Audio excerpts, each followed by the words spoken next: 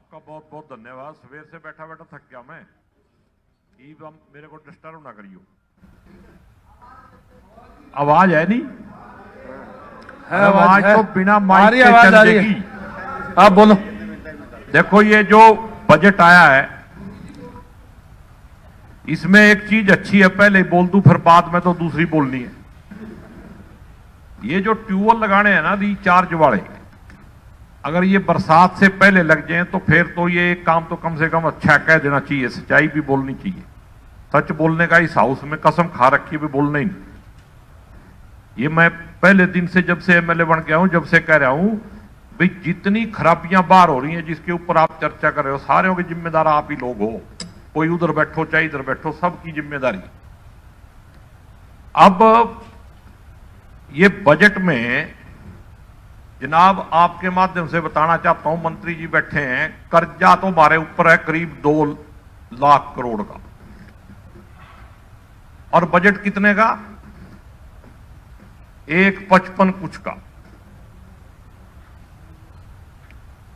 फिर भी हम लोगों के घर नहीं बना रहे, लोगों को सुविधाएं नहीं दे रहे, बड़े बड़े गेट बना रहे हैं शहरों के बाहर।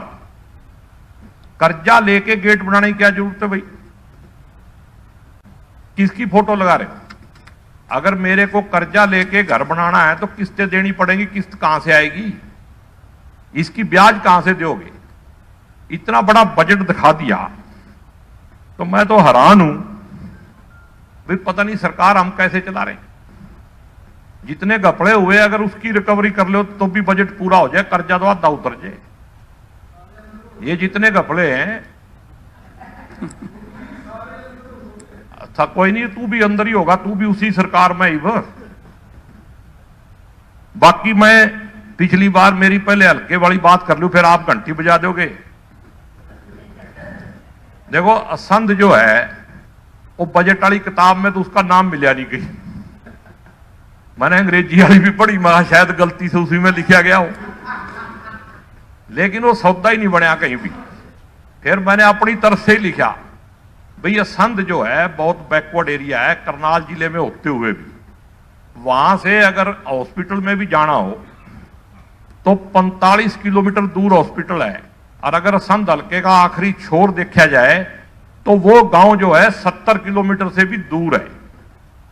इसीलिए मैं हर बार कहता हूं, धर्मपाल जी कह रहे थे भाई आप डॉक्टरों की बात ना करो, रे डॉक्टर एक आधा तो दे दो, कोई झूठा मूठा सुआ लगा दे चाहे पानी का ही लगा दे, आदमी का हौसला हो जाए भी वहां तक चले जाऊं करनाल तक।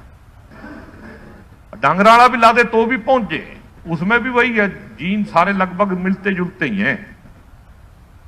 एक मैंने स्पोर्ट्स मिनिस्टर साहब बैठे हैं, 1.5 साल पहले इनको कहा था कि एक स्पोर्ट्स कॉलेज बनवा दो, संध में भी बड़े जवान जवान लड़के हैं, तगड़े तगड़े लड़के हैं, वो भी कहीं इंटरनेशनल चले जाएंगे।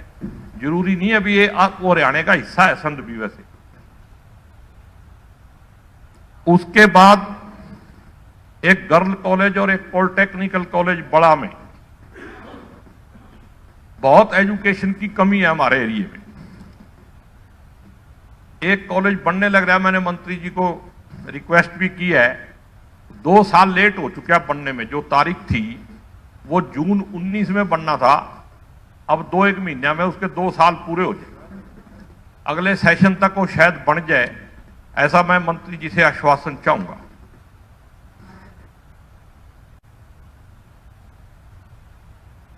बाकी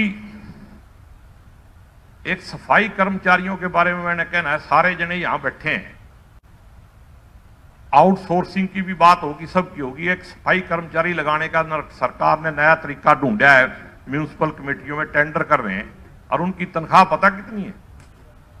7,000 रुपए। शर्म की बात है कि हम अपने आप को बहुत विकसित हरियाणा है नंबर 1 बनाने जा रहे हैं, उन गरीब आदमियों के लिए कोई किसी के मन में कोई इंसानियत नहीं है। कम से कम डेली वेज तो दो उनको, मिनिमम 7,000 रुपए संध में लगे, ऑन रिकॉर्ड कह रहा हूं। तो थोड़ा बहुत सरकार को जब भी कोई चीज काम कराया जाए तो इंसानियत को पहले रखो, बाकी काम बाद में। राजनीति तो इंसान बचेगा जब भी तो राजनीति होगी। बहुत इलेक्ट्रिसिटी में कनेक्शन तो हिसाब से मैं रिक्वेस्ट करूंगा भाई ये कनेक्शन जिनके पैसे जमा हुए हैं बहुत सारी छोटी मोटी टेक्निकल प्रॉब्लम होंगी, लेकिन अगर वो 3-3 साल तक लेट मिलेंगे, पानी की आज जरूरत है, फसल 3 साल के बाद अगर कनेक्शन मिलेगा तो क्या करेंगे, वो भी करवाए जाएं। एक मेरे दिमाग में बात आई, मैंने पढ़ा उस दिन कोई बोल रहे थे भाई ये जो सीनियर पत्रकार है उनको 10,000 रुपये कुछ लोगों को देंगे। तो मैंने अखबार में पढ़ा अभी राजस्थान वालों ने 15,000 रुपये कर दिए। तो मैंने सोचा भी मारे वाले तो ज्यादा अमीर है राजस्थान से, इनके भी 15,000 तो कम से कम कर दो। अब एक बात कोरोना की कहना चाहता हूं। कोरोना का पहले पेज पे लिखा हुआ, लेकिन अध्यक्ष जी इस कोरोना महामारी में सरकार ने क्या किया मैं उसके खिलाफ नहीं, ना मैं उसके कुछ कहना चाहता हूं, लेकिन जिन सामाजिक संस्थाओं ने उस कोरोना काल में हमारी मदद की, समाज की मदद की, लंगर छकाया, क्या उनको भी धन्यवाद नहीं देना चाहिए था? हमारे उन संस्थाओं का भी धन्यवाद करना चाहिए था। कल को फिर वो इसलिए नहीं कराया कि अब उस टाइम तो लंगर अच्छा लगता था, अब वही लंगर जो किसान आंदोलन वालों को खिलाओ, अभी ना बजाइए 5 मिनट और रह रहे, 5 मिनट और बधी नहीं बस बाइंड अप करो, थोड़ा संयम रखो ना। मैं कह रहा हूं उनका धन्यवाद करो और लंगर की इज्जत करना सीखो। जरूरत में तो लंगर आपने ले लिया उनसे, और अब जब वो किसान आंदोलन वालों लंगर खिला रहे उनके डोबरे उठा के फेंक दिए।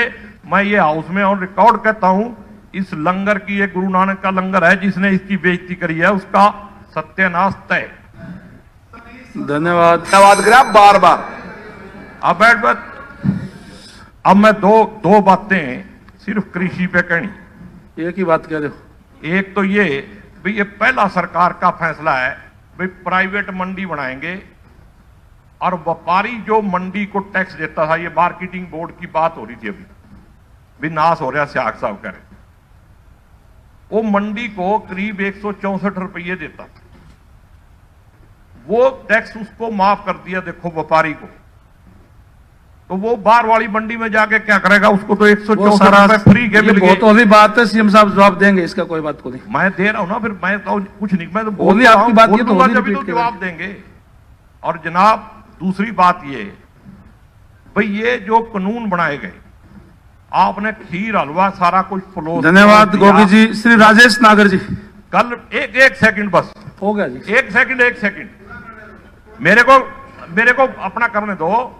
अब कल आपने भोजन पे बुलाया, एक एग्जाम्पल के तौर पे बताता हूं। हो गया, धन्यवाद गोगी वहां जी। बहुत सारी चीजें रखी थी। राजेश धन्यवाद सारा कुछ तो नहीं अध्यक्ष खाया। जी, आपने जो मुझे बोलने का बजट पर मौका दिया। ये बजट हो गया, हो गया। सभी क्षेत्र को ध्यान में रख